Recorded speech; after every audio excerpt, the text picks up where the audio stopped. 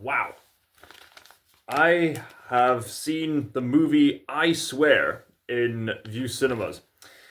And I was expecting this movie to be a heartwarming insight into Tourette syndrome, but wow! I was not expecting the movie on its own merit to be this good.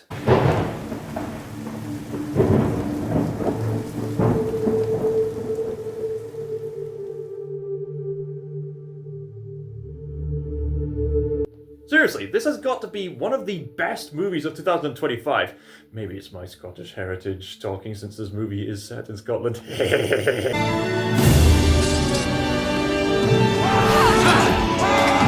I'm Scottish!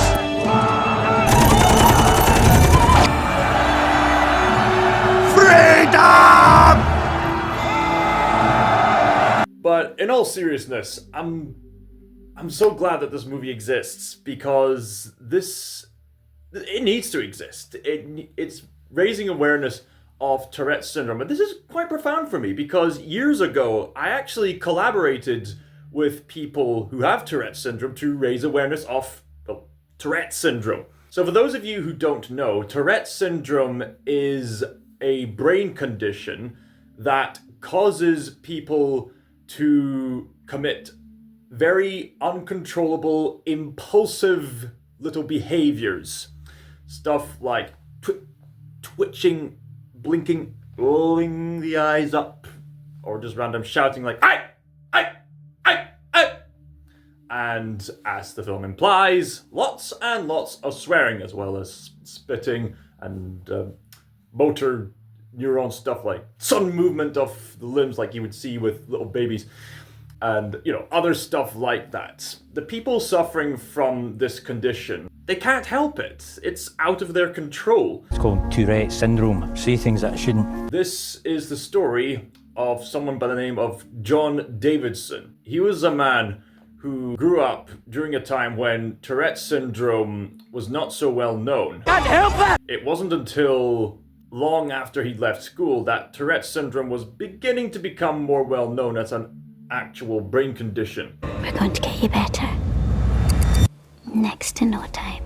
And so this movie depicts him in his life and his struggles and how he gradually meets people who are willing to give him a chance. And because of that warm invitation that was absolutely needed for his life, John continues to grow from there. He makes a few mistakes, but he nevertheless rises to the point where he's in a position to go to different police stations and schools, assemblies, so on and so forth, to raise awareness of Tourette syndrome and eventually have such a significant contribution to awareness of the condition that he is literally awarded a medal from the Queen herself. May she rest in peace. I think what makes this film work so well in its own right is the fact that it's just so well performed. And there's a few great storytelling techniques. Like one point we see John as a kid getting punished with whip on the hand, but then in the later scene after he gets bullied, we see the hand, but then we pan out and see, oh, it's the bully getting whipped. So that was clever storytelling right there. I don't know if there were any other overt examples of clever visual storytelling other than that.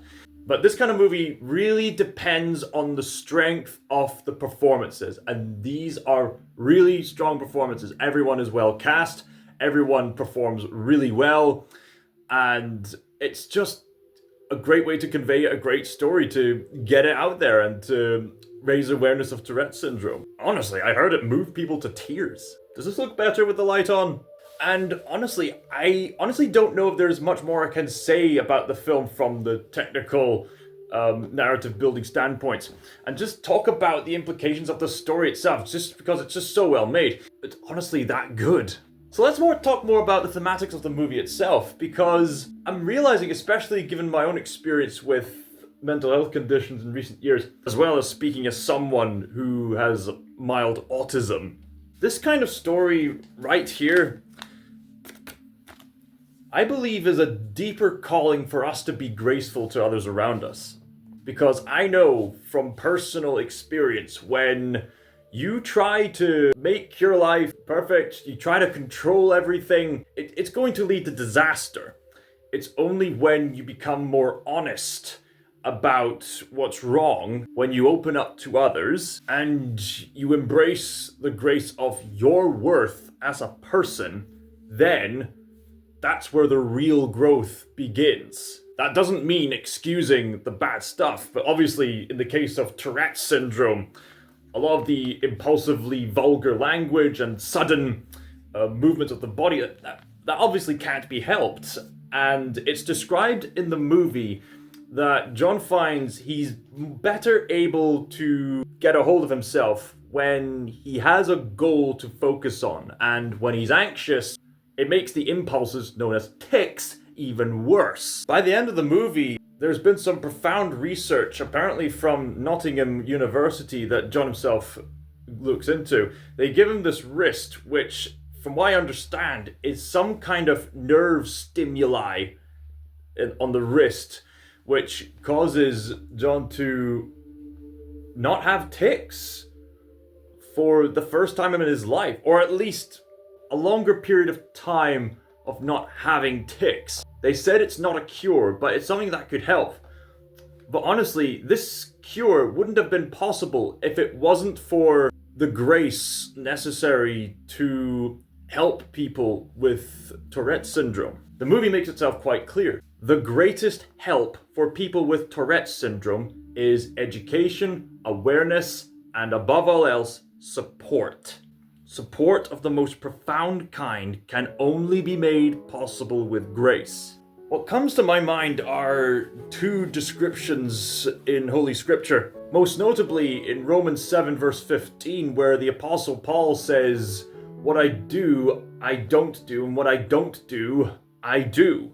Now, the context of what Paul is talking about is different from the context of Tourette syndrome, but there are similarities. The point I'm trying to make here is that there are sincere people out there who, by no fault of their own, end up doing some bad stuff. Not because they want to, but they're living with this condition that causes them to do that kind of thing. Another description in scripture is Jesus Christ's interaction with the blind man. The people around him asked, "What did the blind man do to deserve this?" For those of you who've seen that film, that comment sounds very similar to what's been said in the film. John asks himself, "What did I do to deserve this?" Jesus responds, "The blindness of this man is not his own fault. This happened so that a greater glory can be revealed." Of course, in Jesus' case, it led to showcasing the miracle of healing the blind man. In the case of the movie I Swear, it led to the glory of people being more compassionate towards people with the condition, awareness of the condition, and kickstarting the research necessary to treat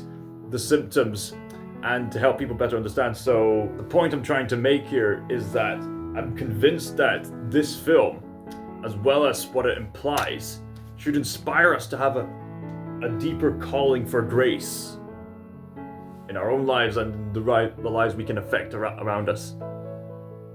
Have you seen the movie I Swear? What did you think of it? I will admit, I found myself and several audience members laughing several times at what happened in the movie. And even John himself laughs at his own behaviors from time to time. What are your thoughts on what could possibly be one of the most sincere movies of 2025? Let me know in the comments down below. And in the meantime, ScotsThinker, signing out.